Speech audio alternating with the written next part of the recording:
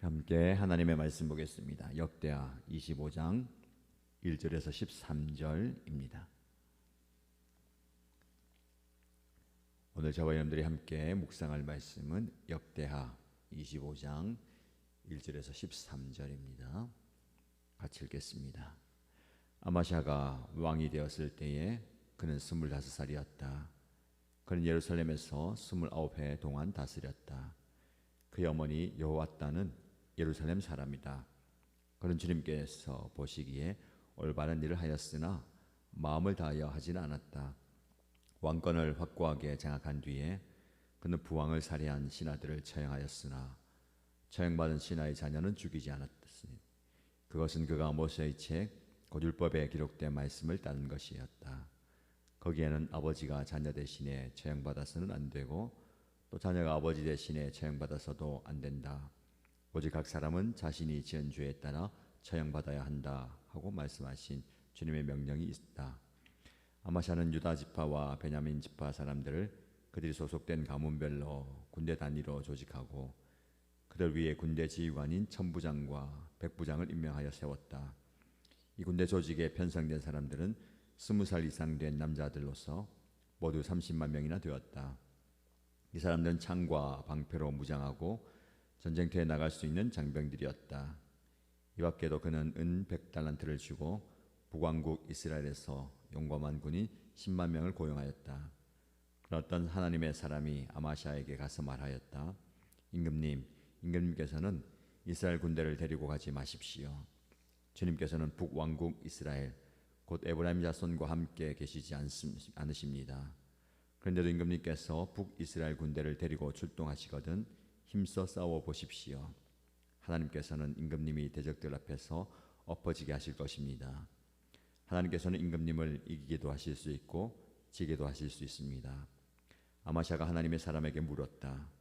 북이스라엘 군인을 고용하느라고 지불한 은 100달란트는 어떻게 하면 좋겠습니까? 하나님의 사람이 대답하였다. 주님께서는 그것보다 더 많은 것을 임금님께 주실 수 있습니다. 그래서 아마샤는 에브라임에서 온 군인들을 그들의 고향으로 돌려보냈다. 그들은 유다 사람에 대하여 몹시 불쾌하게 생각하면서 고향으로 돌아갔다. 아마샤는 용기를 내어 출병하였다. 소금 계곡에 이르러서 세일 자손 10,000명을 죽였다. 유다 군대가 또 별도로 10,000명을 산채로 붙잡아서 절벽 위로 끌고 올라가 그 밑으로 떨어뜨리자 그들의 몸이 으스러졌다. 그런 동안에 아마샤가 전쟁에 함께 데리고 출동하지 않고 되돌려 보낸 북이스라엘 군인들은 사마리아와 베토론 사이에 있는 유다의 여러 마을을 약탈하고 사람을 3,000명이나 죽이고 물건도 많이 약탈하였다. 아멘. 오늘 우리가 읽은 본문의 말씀을 중심으로 아마샤 반쯤 순종한 왕이란 제목으로 말씀을 묵상하겠습니다. 성경을 읽다 보면 완전히 선한 왕 그리고 완전히 악한 왕들이 등장합니다. 아마샤는 그 중간 어디에쯤에 위치하고 있습니다. 그는 선과 악, 순종과 불순종 사이에서 흔들립니다. 오늘 본문은 특별히 아마샤가 보여준 반쯤 순종하는 모습을 잘 보여줍니다. 우리의 신앙생활도 종종 아마샤와 같지 않습니까? 완전한 순종과 헌신을 하기보다는 그 중간 지점에서 안전한 경계선에 머무르는 신앙말입니다. 오늘 아마샤의 이야기를 통해서 반쯤 순종하는 것의 본질과 하나님께서는 우리에게 어떤 순종을 원하시는지를 함께 살펴보고자 합니다. 먼저 1절에서 4절 말씀 보시면 반쯤은 온전한 마음을 가진 아마샤의 모습이 나옵니다. 아마샤의 영적 상태를 알려주는데요. 오늘 본문은 아마샤에 대한 간략한 소개로부터 시작합니다. 그는 25살에 왕이 되었습니다. 그리고 29년이라는 긴 세월을 왕으로 통치하면서 보냅니다. 어느 정도 안정적인 통치를 했음을 보게 됩니다. 그 어머니를 소개하는데요. 여호와따는 예루살렘 사람이다. 이스라엘 역사에서 왕의 어머니를 종종 소개하는데 어머니의 출신이라든지 신앙이 아들의 신앙의 형성에 굉장히 중요한 영향을 미치기 때문입니다. 근데 다음 구절에서 아마샤의 영적 상태에 대한 핵심적인 평가가 나옵니다. 2절 말씀을 보시면 그는 주님께서 보시기에 올바른 일을 하였으나 마음을 다하여 하지는 않았다. 아마샤의 통치 전체를 요약하는 평가입니다. 하나님 보시기에 올바른 일을 하였다. 왕으로서 하나님을 예배하고 선하게 백성들을 다스리고 또 해야 할 모든 것들을 잘 했다라는 겁니다.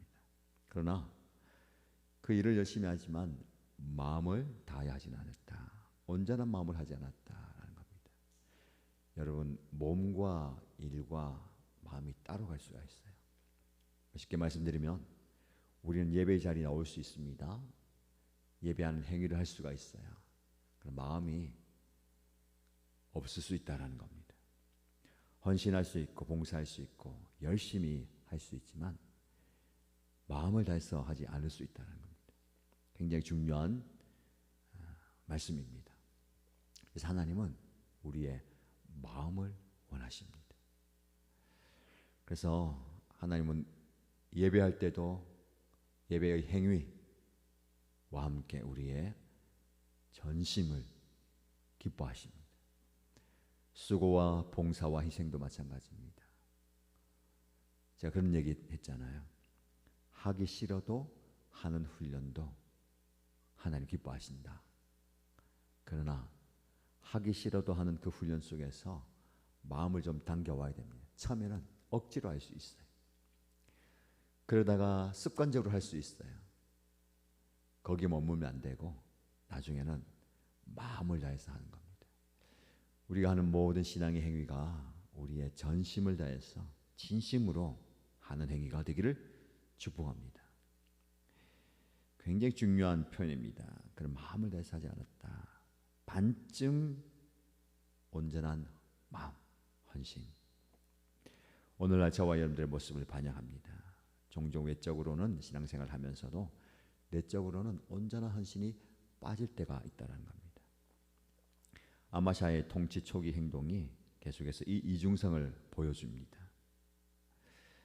이어지는 말씀 보면 왕권을 확고하게 장악한 이후에 자신의 아버지를 살해한 신하들을 처형합니다. 당연한 수순 아니겠습니까? 아버지를 죽였던 그 신하들을 처형하는데 그 신하들의 자녀들은 죽이지 않습니다. 왜 그랬을까요? 신명기 말씀에 아버지가 자녀 대신에 처형받아서도 안 되고 자녀가 아버지 대신에 처형받아서도 안 된다. 오직 각 사람은 자신은 지은 죄에 따라 처형받아야 한다라는 말씀을 실행합니다. 이 부분에서는 하나님의 말씀에 순종합니다. 긍정적인 측면이죠. 권력을 얻은 후에도 말씀을 존중합니다. 적어도 이 부분에서는 당시의 일반적인 관행보다 하나님의 뜻을 우선합니다. 여러분, 하나님의 뜻이 가장 우선이 되어야 합니다. 네, 일관성이 있어야 되겠죠. 하나님의 말씀을 우선으로 두는 것. 이어지는 5절에서 10절 말씀 보시면 반쯤 순종한 전쟁 준비가 나오는데 인간적인 지혜와 하나님 뜻이 충돌하는 현장입니다. 아마샤는 군사력을 키웁니다. 말씀 보니까 30만 명이나 되는 군인을 양성해 냅니다. 근데 거기에서 머물지 않고 6절 말씀에 그는 은 100달란트를 주고 북왕국 이스라엘에서 용감한 군인 10만 명을 고용하였다. 북쪽 이스라엘과 교류하면서 용병 10만 명을 은 100달란트로 고용하는 겁니다.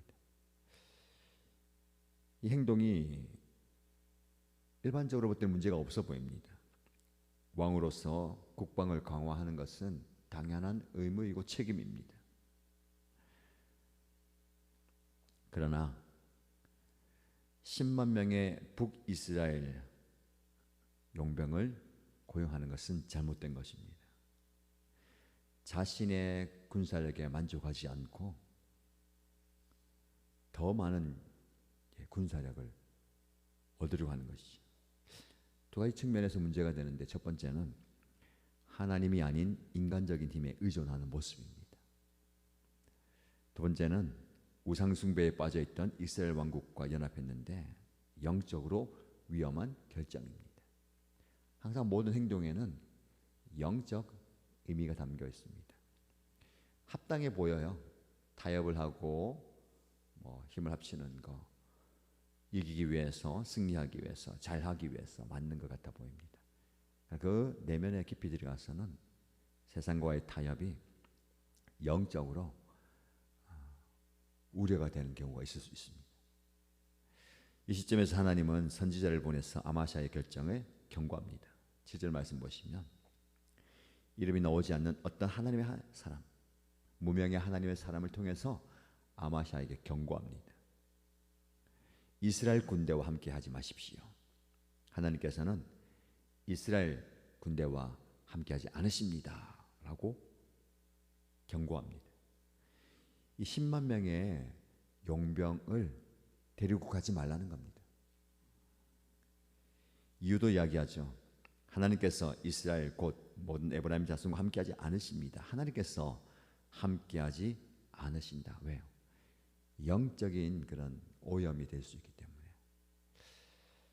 굉장히 중요한 원리입니다. 하나님 백성은 하나님 믿지 않는, 하나님 섬기지 않는 자들과 연합하지 말라라는 경고가 계속해서 주어지잖아요. 왜냐하면 그런 영향력을 받기 때문에 그렇습니다. 불순종의 영향을 받고 우상숭배의 영향을 받기 때문에. 8절 말씀 보시면 만약에 왕 임금님이 가시려면 아무리 힘을 내어 싸우려 해도 하나님께서 이기지 못하게 하십니다. 하나님께서는 임금님을 이기게도 하실 수 있고 지게도 하실 수 있습니다 라고 얘기합니다. 역대하에서 계속해서 반복되는 말씀입니다. 전쟁은 하나님께 속한 것입니다. 아무리 많은 군사를 데려간다 한들 하나님께서 함께하지 않으시면 그 전쟁은 지는 것이고, 아무리 군사의 수가 적어도 하나님께서 이기게 하시면 그 전쟁은 이기게 하십니다. 우리의 삶에 구체적으로 적용하면 좋겠습니다. 여러분, 하나님의 손에 달려있다라는 것, 하나님 함께 하시면 되는 겁니다. 내 전략과 지혜와 내 힘이 아니라 하나님께서 하시면 된다라는 고백이 있어야 되는 겁니다. 그런데 그 말을 들은 아마샤가 하나님 사람에게 물어봅니다. 제가 이 용병 10만 명을 데려오기 위해서 은 100달란트를 주었습니다. 은 100달란트는 어떻게 합니까? 자기가 투자한 것, 그것에 대한 마음이잖아요. 하나님의 사람은 매우 간단한 답을 줍니다. 하나님께서는 그것보다 더 많은 것을 주실 수 있습니다. 우리의 삶에서 하나님의 말씀을 따름으로 포기해야 하는 것, 희생해야 하는 것, 그것이 은 100달란트, 엄청난 가치가 있는 겁니다. 큰 손해잖아요. 그럼에도 불구하고 하나님의 말씀에 순종하기 위해서 그것을 내려놓는 포기가 필요합니다. 여러분, 신앙은요 반드시 포기하는 게 있어야 됩니다. 오늘날 저와 여러분들이 신앙생활 한다 하지만 포기하지 않으려고 하니까 이 신앙생활이 힘든 겁니다. 포기와 함께 주어지는 승리를 경험하시길 축복합니다. 여러분이 포기하지 못하고 있는 은 100달란트는 무엇입니까? 하나님, 이거 어떻게 합니까? 지금까지 제가 이거 해왔는데요. 이거 없으면 안 되는데요. 이거 아까워서 어떻게 합니까? 이 말씀을 기억하십시오.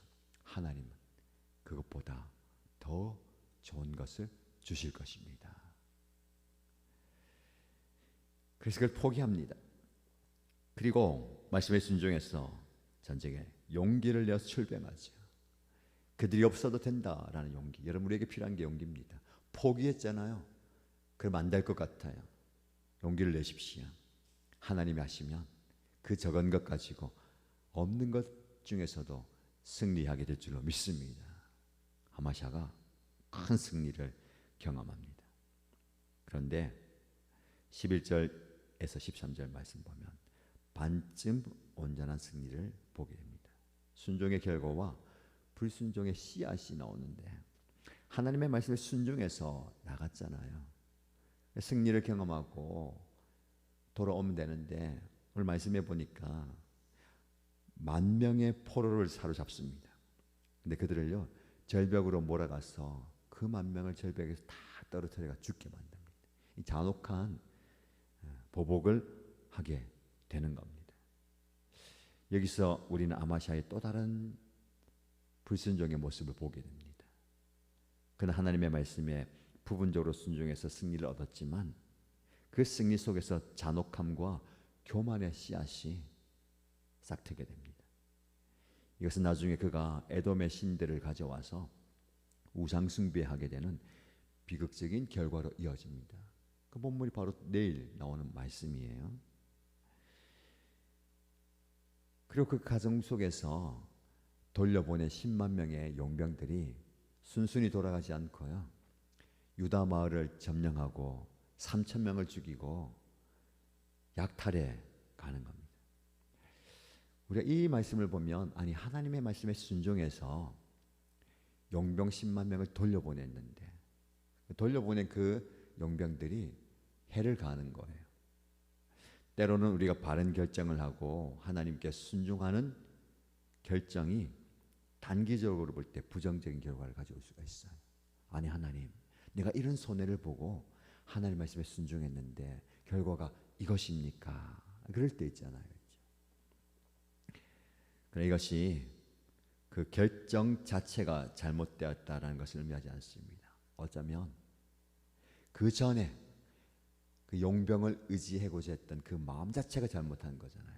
거기서부터는 나의 실수로 인한 결과입니다. 우리가 놓치는 게 그거예요. 나의 잘못된 선택과 결정으로 오는 결과를 하나님께 하나님이 왜 이랬습니까? 라고 할 때가 참 많이 있습니다. 그걸 좀 보면 좋을 것 같아요. 사랑하는 성도 여러분, 오늘 우리는 아마시아 왕의 반쯤 순종하는 모습을 통해서 중요한 영적 교훈을 얻게 됩니다. 하나님 보시기에 정직하게 행했지만 전심을 다해서 나가지 못했던 그의 모습. 하나님의 말씀 중에서 편안하고 수용하기 쉬운 부분만 순종하고 어렵거나 희생이 필요한 부분은 무시하는 경향이 없는지 돌아보시기 바랍니다. 반쯤 순종하는 것은 불순종의 모습입니다. 이 말씀을 통해서 우리 각자가 자신의 신앙을 돌아보고 하나님께 온전히 순종하는 삶의 결단을 하기를 축복합니다.